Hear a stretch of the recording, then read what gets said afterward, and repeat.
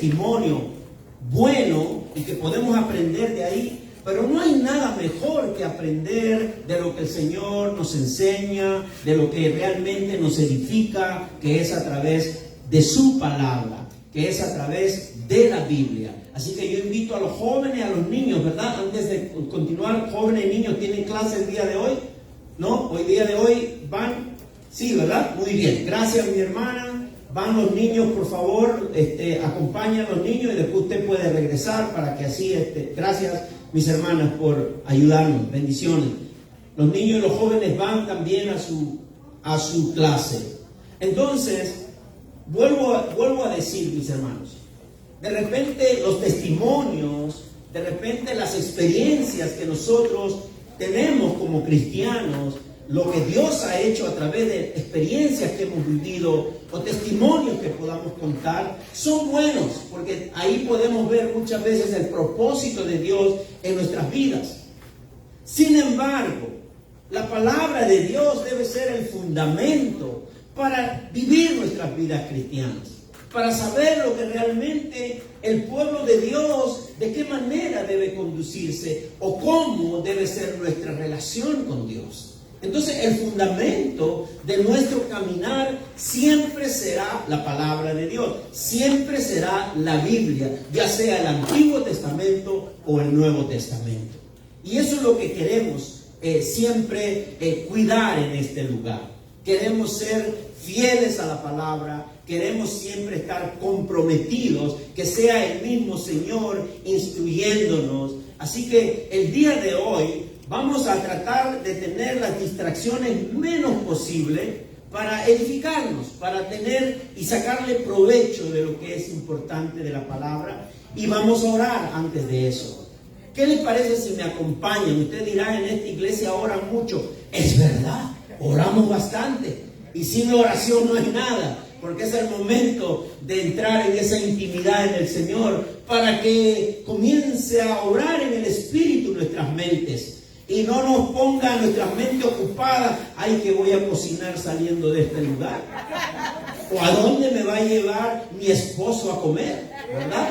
No, dejemos eso a un ladito. Yo sé que eso es importante para su estómago y para su salud, pero vamos a alimentarnos de manera espiritual. Amén. Así que vamos a ponernos de pie para orar, mis hermanos. Acompáñenme en oración y vamos a entregar este tiempo al Señor. Padre, gracias te damos, Señor, en esta mañana. Tu presencia está aquí en nuestro lugar, porque donde hay dos o más reunidos en tu nombre, siempre tu Espíritu estará allí en medio de ellos. Y es por eso que en esta mañana, desde que hemos entrado a este lugar, como iglesia, como congregación, como hermanos en Cristo, como pueblo de Dios, aquí estamos, Señor, para que tu presencia nos acompañe, pero también para que nos hables. Que tu Espíritu Santo toque nuestras mentes, que tu Espíritu Santo abra nuestro corazón y que tu Espíritu Santo llene de gozo nuestro corazón de haber recibido tu palabra. Gracias te damos, Señor, en el nombre del Padre, del Hijo y del Espíritu Santo. Y todo el pueblo de Dios dice amén. Gloria a Dios. Ahora sí, mis hermanos, nos acomodamos, tomamos asiento y vamos a mostrarle lo que dice Juan 8, del 31 al 32. Recuerden que estamos ahora en Juan capítulo 8. Ahora vamos a estar desde el 30 al 37. Pero acá hay algo muy central. En este pasaje, en estos versículos, hay una frase que viene del Señor Jesús y dice: la verdad os hará libres. La verdad os hará libres. Vamos a leer desde el 30. Desde el 30, mira lo que dice la palabra de Dios, Juan capítulo 8, versículos del 30 al 37. Yo les digo algo.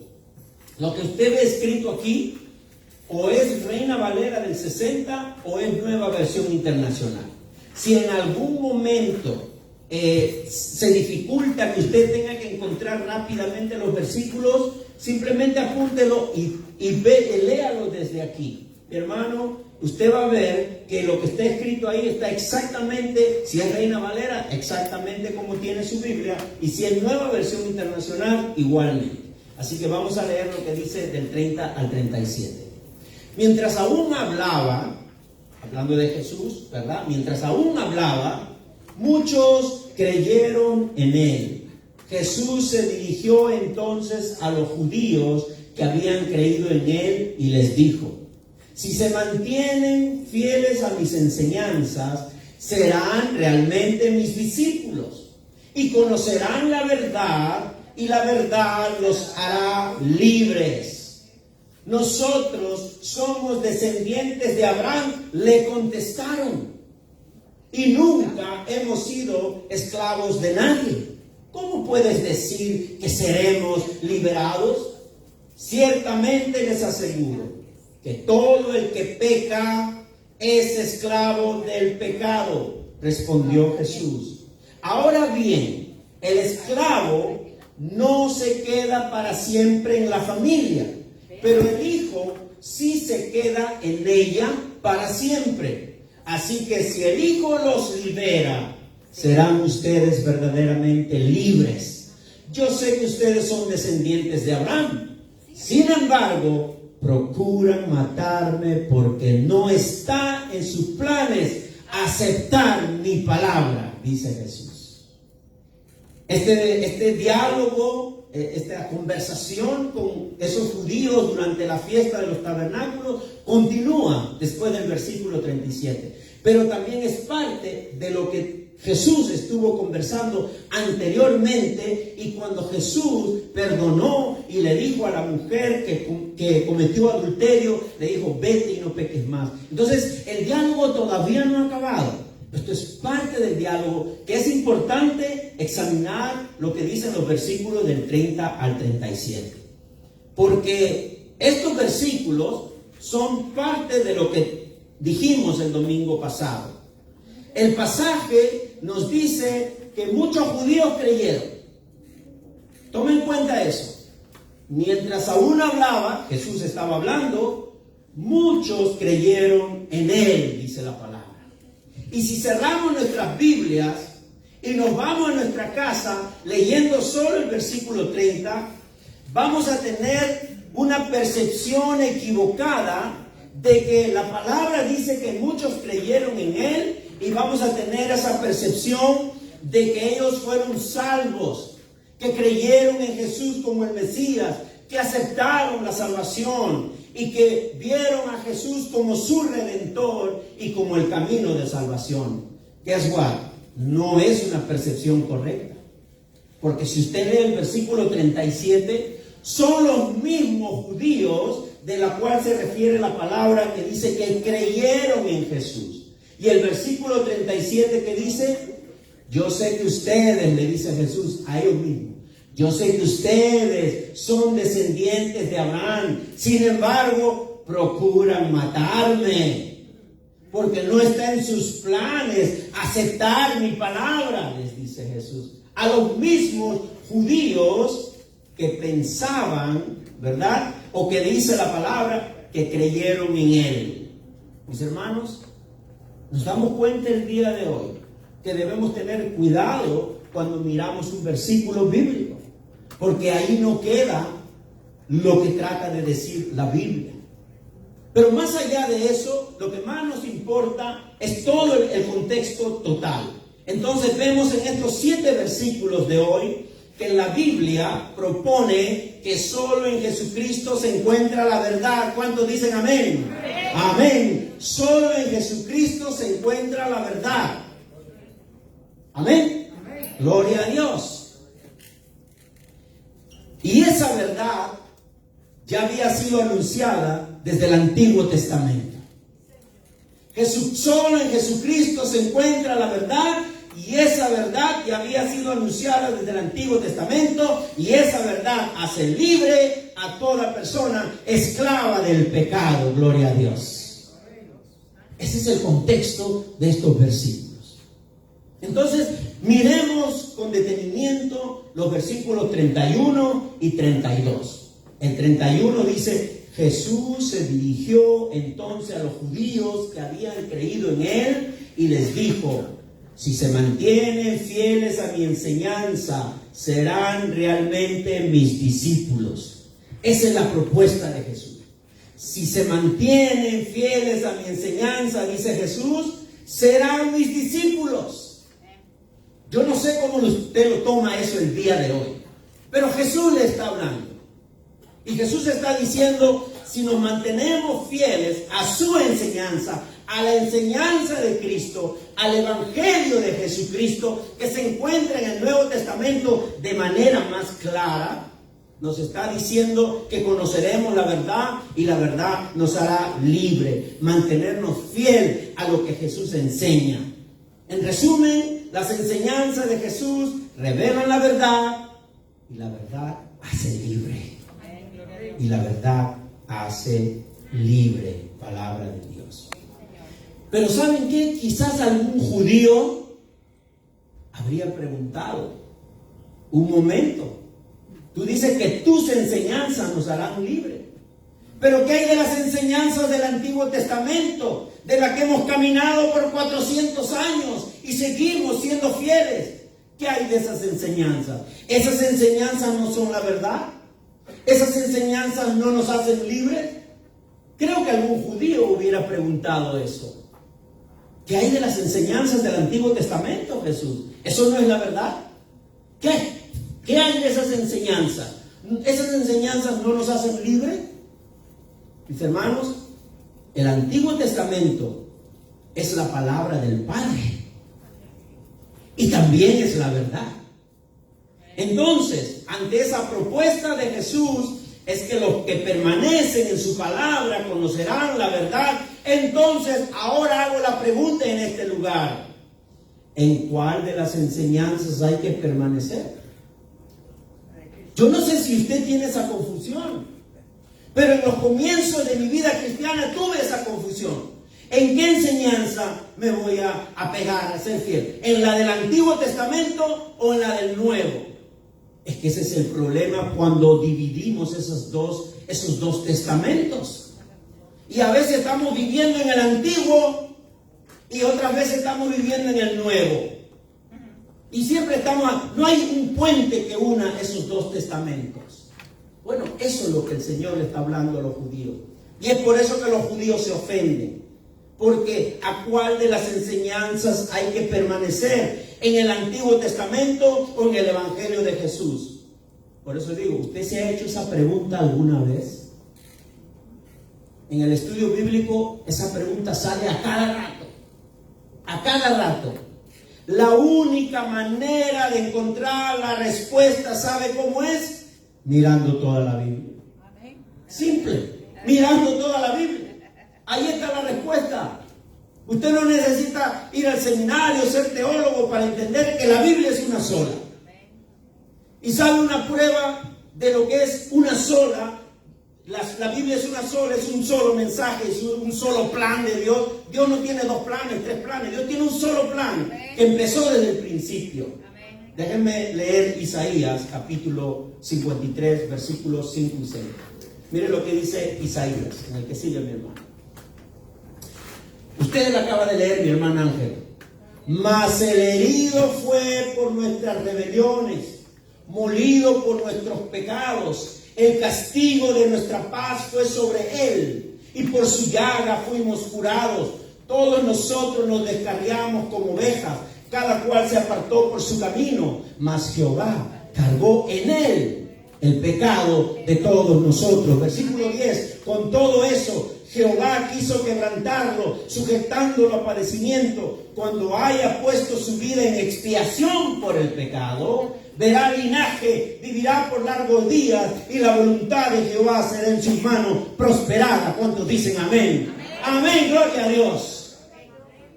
Ahí está el puente. Ahí está el puente que necesitamos atravesar. No quedarnos en el Antiguo Testamento, sino que atravesar el puente de aquel que fue herido por nosotros, de aquel que ha expiado nuestros pecados. Allí está el puente. Ustedes son más inteligentes que los judíos con los que estaba hablando Jesús, porque es que ellos no entendían. Ahora déjenme decirlo más correctamente. Ustedes no es que sean inteligentes, un momento, no se ofendan. Lo que pasa es que ustedes ahora están haciendo uso de lo que es espiritual. Es el Espíritu quien nos está revelando esta verdad. Gloria a Dios. No soy yo. Yo no tengo ningún poder para convencer. Hasta ahora quiero seguir convenciendo a mi esposo y no puedo, imagínense. Yo no tengo poder de convencimiento. Es la palabra y el Espíritu. Este es el puente que ellos no estaban entendiendo.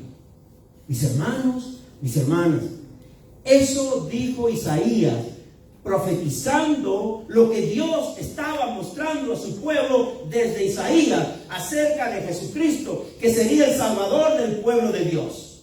Entonces, solo tomando este pasaje nada más, vemos la revelación especial de Dios, el plan de Dios y sus enseñanzas desde el Antiguo Testamento. Entonces, todo eso, la médula, el centro, ese puente que necesitamos para no quedarnos en el antiguo, sino que caminar en el antiguo entendiendo lo que es el nuevo, para entender todo el cuadro completo, necesitamos nosotros entender que esa es la médula, el centro de todo el plan de Dios, la obra de Cristo Jesús para el pecador.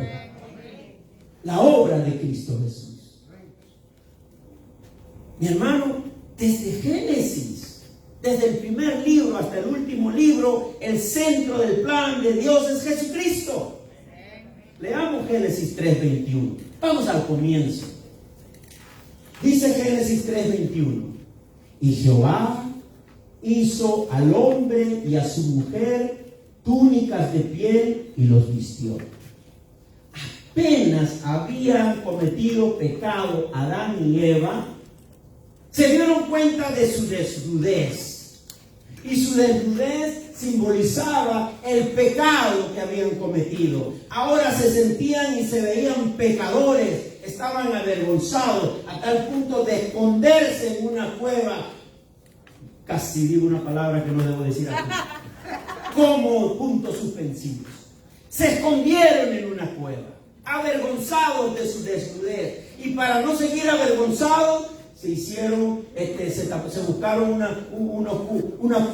para cubrir su pecado y su vergüenza, unas hojitas de aire. ¿Y qué hace Dios? Jehová, desde el principio, desde Génesis, hizo al hombre y a su mujer, a Adán y a Eva, ¿qué hizo? Túnicas de pieles y los vistió. Y no había mole en ese tiempo. Lo que Dios hizo fue matar un animal inocente o dos animales inocentes para cubrir el pecado del culpable. La gracia de Dios, la misericordia de Dios. Desde el principio, denle un aplauso grande al Señor. Mi hermano, después que Dios declaró el castigo por el pecado de los primeros padres, vemos que en vano fueron los esfuerzos de Adán y Eva en cubrir con hojas su desnudez y su pecado. El único y verdadero cubrimiento de pecados solo lo puede realizar Dios mismo. Dios mismo. Desde Génesis, la Biblia nos revela que Jehová hizo sacrificio de animales inocentes para cubrir el pecado del culpable. Aquel que es Jehová, Dios, a quien alabamos en este día en el nombre de Cristo, conoce el fin desde el principio. Conoce el fin desde el principio. Y desde el mismo momento que se originó el pecado, ¿qué hizo? Provisión. Y diseñó la medida de redención para el pecador. La redención, la expiación, todo eso que hemos aprendido con algunos hermanos en la clase de discipulado. ¿Qué es expiación? Es rociar en la sangre del animal inocente. El sacerdote rociaba la sangre sobre el arca del pacto, y en el arca del pacto estaba el maná, las tablas y la vara de Aarón, que representaban el pecado del pueblo, pero únicamente con una condición: la presencia de Dios podía estar en ellos cuando el sacerdote derramaba sangre de ese cordero inocente sobre la tapa de ese tabernáculo. Eso se llama la expiación. La sangre de Cristo nos cubre de todo pecado. Gloria a Dios. Amén. Aleluya. Bendito eres, Señor. Mi hermano, mi hermana, desde Génesis, la Biblia nos muestra el plan de salvación de Dios. Desde Génesis, Él conoce el fin desde el principio. Y los judíos que hablaban con Jesús en Juan capítulo 8, no entendieron la solución que Jehová les había dado desde el principio. No la entendieron. ¿Qué dice Génesis 3:15, mi hermano? Ese fue el castigo que Dios declaró en el preciso momento que los padres cayeron en pecado, Adán y Eva. Incluso este es el castigo que le dice al diablo. Le dice: y pondré enemistad entre ti y la mujer, y entre tu simiente y la simiente suya. Esta te herirá en la cabeza y tú le herirás el calcañar. Ahí están las buenas nuevas del Evangelio. Esas son las buenas nuevas del Evangelio. Génesis 3:15. Ya Dios mostrando su plan de salvación. Desde Génesis, es más, desde el momento que ellos cayeron en pecado, Dios les dice: no te preocupes. La simiente de la mujer, María, te herirá la cabeza. Por ahí otra versión dice: te aplastará la cabeza.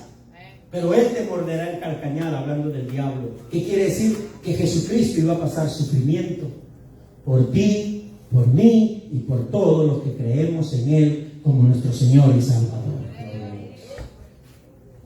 Mi hermano, estos versículos que hemos presentado, que son 3, porque nos pasaríamos todo el día aquí enseñando más y más y más versículos en el Antiguo Testamento que me hablan de Cristo, del plan de salvación de Dios desde el Antiguo Testamento. Estos versículos presentan desde el Antiguo Testamento el propósito central del plan de salvación para redimir los pecados y proveer salvación. También el último libro, para ser justo, el primero y el último. Leamos lo que dice Apocalipsis 5, 8, 9. El último libro, dice la palabra: y cuando hubo tomado el libro, los 4 seres vivientes y los 24 ancianos se postraron delante de ¿quién? Del Cordero, que es Cristo Jesús. Todos tenían arpas y copas de oro llenas de incienso, que son las oraciones de los santos, y cantaban un nuevo cántico diciendo: digno eres de tomar el libro y de abrir sus sellos, porque tú fuiste inmolado, le dice, y con tu sangre nos has redimido para Dios de todo linaje, lengua, pueblo y nación, boricuas, peruanos, dominicanos, todos los que hemos creído en Cristo Jesús, somos redimidos por Cristo y viviremos y reinaremos con Él para siempre. Gloria a Dios. Casi lo mismo que dijo Isaías. Casi lo mismo que dijo Isaías. Y todavía queremos quedarnos en el Antiguo Testamento. Casi lo que dijo Isaías se revela en Apocalipsis. ¿Qué quiere decir eso? Que la Biblia no la podemos separar antiguo con nuevo. Es uno solo. El plan de salvación de Dios se ha ido revelando desde el principio, pero se ha completado total y eficaz en Cristo Jesús. Entonces, ¿a qué enseñanzas nos vamos a someter? Las enseñanzas del Antiguo Testamento: prohibido chuleta el día de hoy. No hay chuleta frita, ni hay puerco asado, ni hay pernil. Claro, porque si usted y yo queremos volver al Antiguo Testamento, cuidado, que el que come cerdo, dice el Antiguo Testamento, se hace impuro. Y entonces, ¿de qué libertad hemos cantado hoy día? Al que el Hijo hace libre, libre es. Libre es en el Señor. Ahora, yo no aconsejo que coma mucho puerco porque hace daño. Pero coma con gozo y con libertad. Coma con gozo. Seguro que ahora voy a ver sus carros ahí donde venden puerco asado, ahí por la lechonera. Gracias, señor. Se ve que Víctor la lleva cada rato, ¿verdad? La lechonera. Muchos judíos no entendieron que el método original de Dios para salvarlos es la justificación en Cristo Jesús. Mis hermanos, Jesús les dijo: si se mantienen fieles a mis enseñanzas, en Reina Valera dice: permanecéis en mi palabra, serán realmente mis discípulos y conocerán la verdad, y la verdad los hará libres. Palabra de Dios. Mis hermanos, Jesús le dice que la verdad los hará libres. Y ellos dicen: ¿verdad de qué? ¿Necesitaban la verdad? Ese era el problema. Ellos creían que tenían la verdad. ¿Acaso el Antiguo Testamento y las leyes que ellos practicaban no era la verdad? Claro que era la verdad, pero no entendieron el propósito de esa verdad. El Antiguo Testamento sigue siendo la verdad, porque es revelación del propósito divino de Dios para toda la humanidad. El Antiguo Testamento es una demostración, recuerde mi hermano esta mañana, es una demostración que Dios es, sigue y será por la eternidad 3 veces santo y que odia el pecado. Sigue, es y seguirá siendo 3 veces santo y odia el pecado. Eso no ha cambiado. Odia el pecado. Mis hermanos, esa es la verdad del Antiguo Testamento. El Antiguo Testamento es esa demostración. Tampoco ningún ser humano podrá alcanzar la salvación por sus propios medios. Por eso que ellos no aceptaron al Mesías, porque creían que era suficiente con los medios que ellos se habían creado, con las leyes y con todas esas cosas. Según ellos, ese es el único camino de salvación. Pero la verdad del Antiguo Testamento es que ese Dios 3 veces santo, lento para la ira y grande en misericordia, lleva a cabo su plan de salvación y libertad del pecado, pero esta no tiene eficacia por obras de sacrificio religioso, ni por sometimiento de normas religiosas, sino únicamente por creer en Jesucristo. Very easy. Solo por creer en Jesucristo. Arrepentidos de todo corazón, creyendo que Cristo es el Señor y Salvador.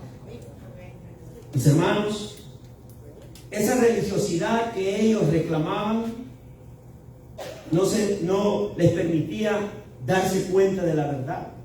Eran esclavos espirituales, pretendían una santidad perfecta, sometían a otros a una esclavitud de legalismo que ellos mismos no podían cumplir. Y Jesús les está diciendo que sus enseñanzas, o sea, las enseñanzas de Cristo, son la norma de una verdadera vida agradable a Dios. Usted quiere agradar a Dios, viva como Jesucristo nos enseña en los santos evangelios. Gloria a Dios. Bendito es el Señor. Él resumió la ley, los 10 mandamientos, la resumió. ¿Qué dijo? Ama a Dios con todo tu alma, con todo tu corazón, con toda tu mente, con todo tu ser, y ama al prójimo como a ti mismo. No necesitó cantar los 10 mandamientos, porque en ese solo mandamiento que el Señor resume, abarca todos los 10 mandamientos. Porque si amas a Dios, no vas a cometer adulterio. Si amas al prójimo, no vas a codiciar. Si amas a Dios, no vas a idolatrar, no vas a tener imágenes como tus ídolos. ¿Se dan cuenta cómo Jesús nos enseña el camino correcto para realmente cumplir los mandamientos de Dios? Mi hermano, mi hermana, en esta mañana es muy importante que nosotros sigamos creciendo en el Señor y en su palabra para caminar correctamente. Obediencia a las normas de Jesucristo es obediencia a Dios. Si usted obedece las normas de Jesús, está obedeciendo a Dios. Si usted permanece en las enseñanzas de Jesús, es lo mismo que permanecer en las enseñanzas de Dios. Esto lo hace a uno verdadero discípulo de Jesús. Así lo dice Jesús mismo. El que es fiel a mis enseñanzas será un verdadero discípulo. Conocerá la verdad y la verdad los hará libres. Gloria a Dios. Amén. ¿Estamos aquí todos? Amén. Den un aplauso grande al Señor en esta mañana, mis hermanos. Esa es la revelación. Esa es la revelación que debe salir de todo púlpito. No importa que estén predicando el Antiguo Testamento. Hay que predicar el Antiguo Testamento. En esta iglesia hasta tenemos estudios bíblicos. Hemos pasado por Génesis, hemos pasado por Éxodo, hemos pasado por también Job, también hemos estudiado Job. O sea, pasamos por el Antiguo Testamento también. Por eso mismo, en esta mañana, toda la Biblia es la revelación hablada y escrita de Dios para los pecadores. Que Jesús es la verdad. Jesús es la verdad y conocer la verdad hace libre, dice Jesús. Pero ¿qué responden los judíos que hablaban con él en ese momento? Versículo 33. ¿Qué le responden cuando Jesús le dice, conocerá la verdad y la verdad los hará libre? Mira lo que ellos responden. Lea lo que ellos responden. Nosotros, yo creo que estarían con cara molesta, ¿no? Nosotros somos descendientes de Abraham. ¿Qué vienes tú a hablarnos de libertad? Nosotros somos descendientes de Abraham, le contestaron. Y nunca hemos sido esclavos de nadie, dijeron. Nunca hemos sido esclavos de nadie. ¿Cómo puedes decir que seremos liberados? 34. Ciertamente les aseguro que todo el que peca es esclavo del pecado, respondió Jesús. Mientras ellos pensaban en esclavitud de sometimiento a un amo o a un gobierno o a unas reglas, Jesús les estaba hablando de su esclavitud de pecado. No entendían y hablaban en el mismo idioma, pero no entendían. Mis hermanos, a veces pasa eso, ¿verdad? ¿Sí o no? No entendemos. Ya yo estoy aprendiendo a entender a mi esposa, porque ella es dominicana y yo soy peruano. Ya yo sé, cuando ella me dice ahorita, ya yo sé que es más tarde. Yo siempre pensé que era en el momento. Hasta me quedaba dormido. Ahora ya aprendí que ahorita es más tarde. Bueno, está muy bien. Por lo menos ahora nos entendemos mejor. Mis hermanos, analicemos la respuesta que ellos dan. Analicemos la respuesta que dan los judíos. Llenos de orgullo exclaman, linaje de Abraham somos y jamás hemos sido esclavos de nadie. ¿Por qué dicen eso? Porque se consideraban libres. Según ellos eran libres. Era obvio que en ese momento el pueblo de Dios estaba sometido al dominio del imperio romano. En los tiempos de Jesús era el imperio romano quien los dominaba. Pero ¿sabe qué? No eran libres para gobernarse a sí mismos. No eran libres para gobernarse a sí mismos y debían pagar tributos a quienes los tenían sometidos. Pero Jesús les ofrecía libertad espiritual, como nos ofreció a cada uno de nosotros, y ahora somos libres de la esclavitud, del pecado. Gloria a Dios. ¿Cuántos son libres en este día de la esclavitud del pecado? Ya no hay condenación para los que están en Cristo, dice la palabra. Hermano y hermana, en ningún momento ellos reconocieron la esclavitud espiritual en la que se encontraban. La definición de esclavitud que según ellos entendían podría ser una condición de opresión humana o propiedad de servidumbre a otra persona o a otro Dios en minúscula. Según ellos no eran esclavos. Según ellos todo estaba bien por ser herederos de Abraham, por ser herencia de Abraham, por tener la ley. Según ellos eso era lo único correcto. No eran paganos tampoco. Entonces, ¿cómo Jesús les puede decir a ellos que serán libres? Es lo mismo que contestan las personas cuando nosotros le hablamos de Cristo. Yo no necesito a Jesús, y menos ir a tu iglesia. Yo ayudo al vecino, yo le corto la grama, me porto bien, es más, hasta le cocino a mi esposa. ¿Cómo me vas a decir que necesito a Jesús para que me haga libre? Si con todo lo que estoy haciendo voy directito al cielo, te dicen. ¿Se dan cuenta cuando el Espíritu de Dios no está presente en esas vidas? Mis hermanos, pero ahora Jesús nos lleva al plano espiritual. Y es allí donde debemos permanecer, en el plano espiritual. Versículo 34 dice, ciertamente les aseguro que todo el que peca es esclavo del pecado. Todo el que peca es un esclavo. Esta oración en el original griego está, ¿sabe qué? En presente continuo. O sea, quiere decir que todo el que vive en pecado, que todo el que practica el pecado es un esclavo del pecado. ¿Qué dice Primera de Juan, capítulo 3, 8, 9? El que practica el pecado es del diablo, porque el diablo peca desde el principio. Para esto apareció el Hijo de Dios, para deshacer las obras del diablo. Todo aquel que es nacido de Dios no practica el pecado, porque la simiente de Dios permanece en él y no puede pecar porque es nacido de Dios. ¿Cómo entendemos este pasaje? Ellos reclamaban que eran hijos de Abraham, que estaban libres. Y aunque afirmen que son libres de la esclavitud, Jesús les dice, ustedes son esclavos del pecado porque practican el pecado. Eso es lo que le estaba diciendo Jesús. Ustedes son esclavos porque practican el pecado. Que dice Primera de Juan 1:8. Si decimos que no tenemos pecado, nos engañamos a nosotros mismos y la verdad no está en nosotros, dice la palabra. Mis hermanos, en ninguna parte de la Biblia,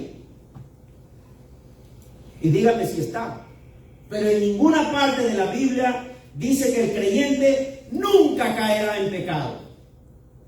En ninguna parte de la Biblia dice que el creyente nunca caerá en pecado, sino más bien cuando habla del pecado anuncia que los que viven en pecado, los que practican el pecado, los que andan en la carne y se gozan en el pecado, esos son esclavos del pecado.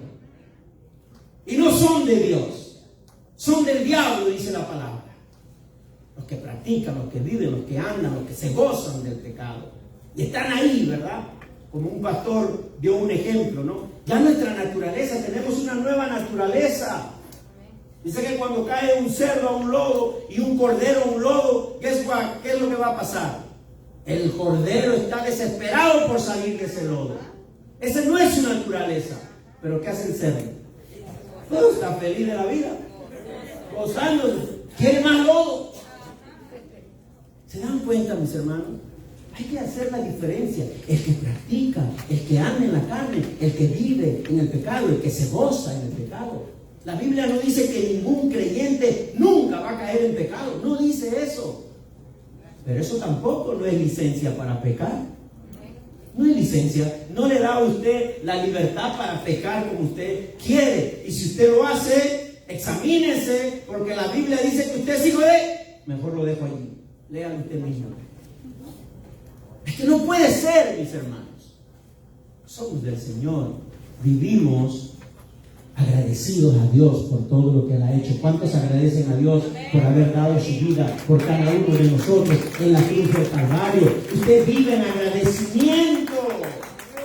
Y los que vivimos agradecidos, procuramos, nos esforzamos en no caer en pecado. Además, tenemos la ayuda del Padre, del Hijo y del Espíritu Santo. Gloria a Dios. Mis hermanos, un pecador de esa magnitud, que vive, que se goza, que anda en la carne, no debe jactarse que tiene como padre a Abraham, y menos a Dios. ¿Qué dice segunda de Pedro, capítulo 2, versículo del 17 al 19? Estos individuos son fuentes sin agua.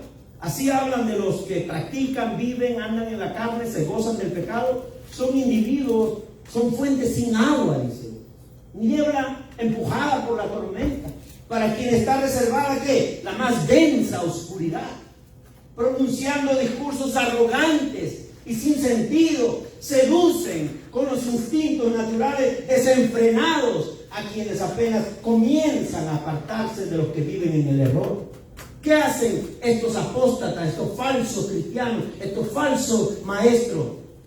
Les prometen libertad a los demás, cuando ellos mismos son esclavos de la corrupción, ya que cada uno es esclavo de aquello que lo ha dominado. Somos esclavos cuando el pecado nos domina. Somos esclavos cuando el pecado nos domina.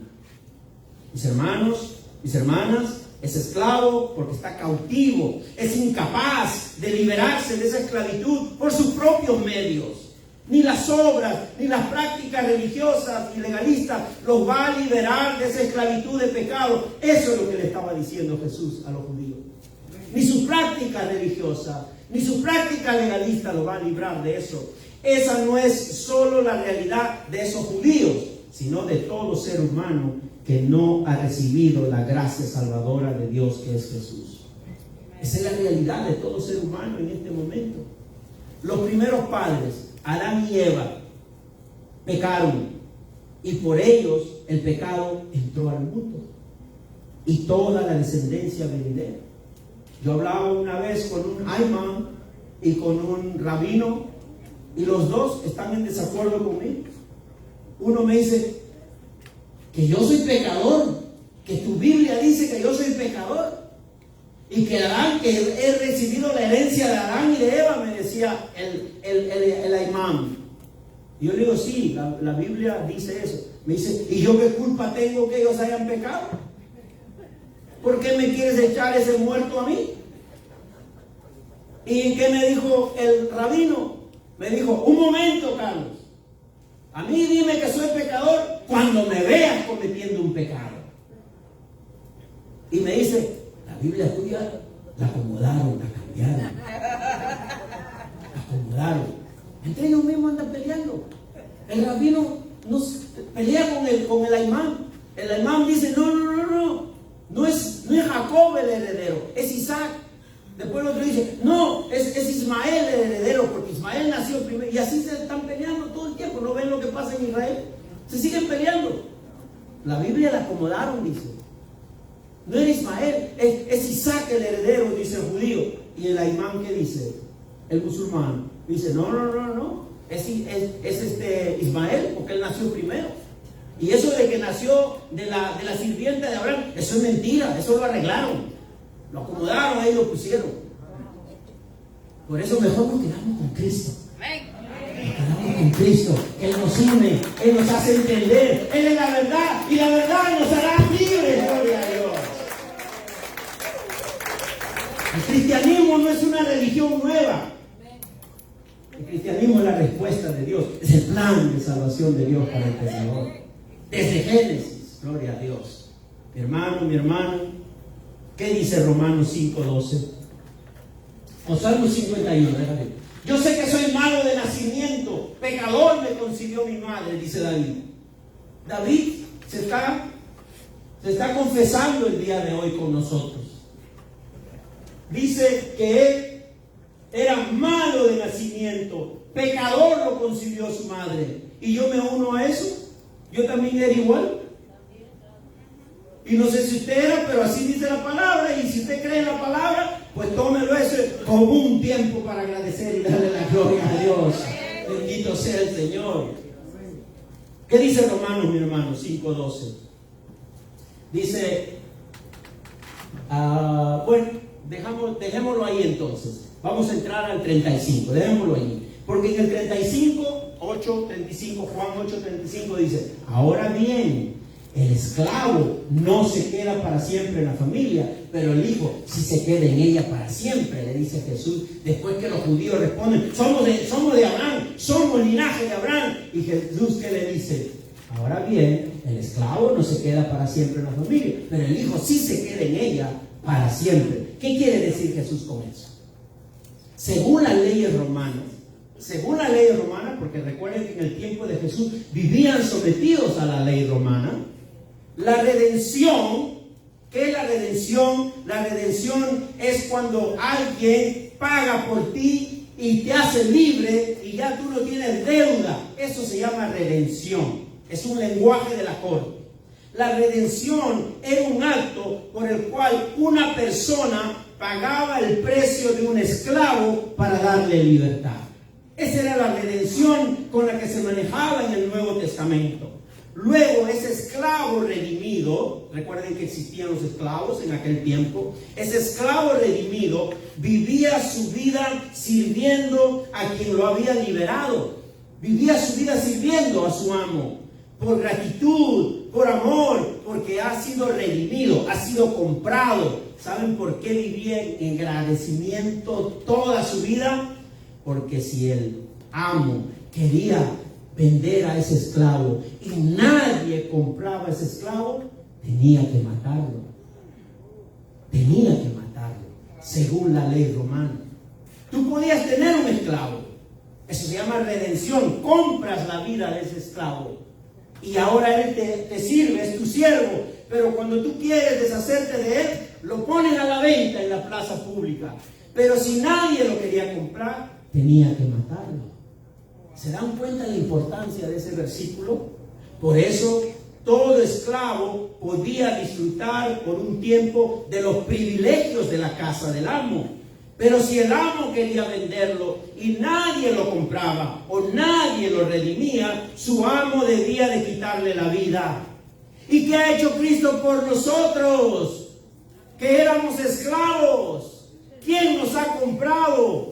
Eso es lo que Cristo, el Redentor, ha hecho por nosotros, con todo el pecador que viene a Él por fe. Jesús nos ha redimido de la esclavitud del pecado. Ha pagado el precio de la libertad de nuestra esclavitud. Y ese precio es su propia sangre derramada en la cruz del Calvario. Gloria a Dios. Éramos esclavos, ahora somos libres. Gloria a Dios. Qué lindo. Y ahora ya no somos esclavos, ahora somos hijos. ¿Y sabe qué? Inclusive está en minúscula, pero el hijo, no está hablando Cristo, sino el hijo, o sea, el que ha sido redimido, se queda en ella para siempre. Ahora estamos en el reino de Dios, en la casa de papá Dios, para siempre. Gloria a Dios. Ya no somos esclavos, ahora somos hijos de Dios. Bendito sea el Señor. Ay, Dios mío, ya estoy sudando, mis hermanos, pero ya estoy terminando también. 36, vamos al 36. Así que si el Hijo los libera, serán ustedes verdaderamente libres. Jesús le estaba diciendo a los judíos: yo soy el que tengo que liberarlos, no hay otro que los pueda liberar. Crean en mí, le decía Jesús. Pero ellos seguían con su necedad. Aún los llamados descendientes de Abraham serán pueblos de Dios si el Hijo de Dios los hace libres. Solo el Hijo de Dios puede hacer libres. Solo Cristo puede hacer libres. Esa es la única libertad que pueden reclamar. Pero ¿qué hacían ellos? Se jactaban de ser herederos de Moisés. Ahora reclaman ese orgullo en Abraham. Se jactaban de guardar la ley del Antiguo Testamento como el único medio de salvación, como si fuera un sistema basado en méritos humanos y tradiciones añadidas. Hay que ir a la iglesia de rodillas, si no, no vale el sacrificio. Romanos 10:3. No conociendo la justicia que proviene de Dios y procurando establecer la suya propia, no se sometieron a la justicia de Dios. No se sometieron a Cristo, el único justo y perfecto. Querían someterse a sus propias leyes, a sus propias tradiciones, a sus propias prácticas religiosas. Pero el mismo Pablo les dice: no conociendo la justicia de Dios y procurando establecer la suya propia.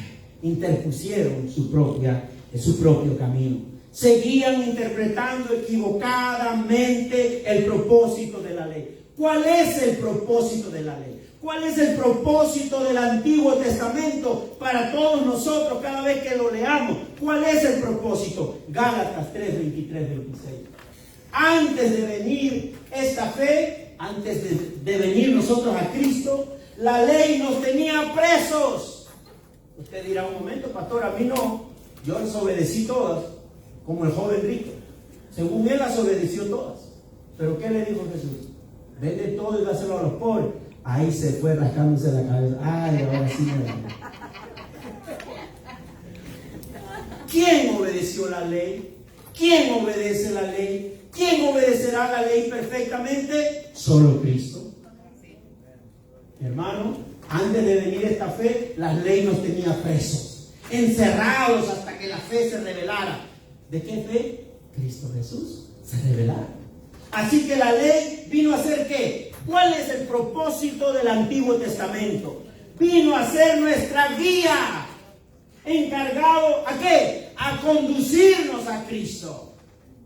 El Antiguo Testamento es nuestra guía, nuestro GPS, nuestro plano. Yo antes printeaba MapQuest, ¿verdad? Ese era mi guía para llegar a los lugares. Bueno, el Antiguo Testamento es mi guía. ¿Para qué? Para conducirnos a Cristo. Para que fuéramos justificados por la fe, no por las obras, no por las prácticas religiosas. Pero ahora que ha llegado la fe, ya no estamos sujetos al guía, ya no estamos sujetos al guía. Por eso, coman chuleta y gócense comiendo su chuleta. Ya no estamos sujetos a esa ley ceremonial que dice que no podemos. Es más, si alguna familia tiene necesidad de transfusión de sangre, hágalo. Si está en Cristo, es libre en Cristo. Es libre en Cristo. Porque el Antiguo Testamento tiene un propósito, no para quedarnos ahí, sino que ya hemos llegado a la fe. Ya no estamos sujetos al guía. Todos ustedes son hijos de Dios mediante la fe en Cristo Jesús. Aplauda a mi hermano un rato que yo les pido. Gloria a Dios. Bendito eres, Señor.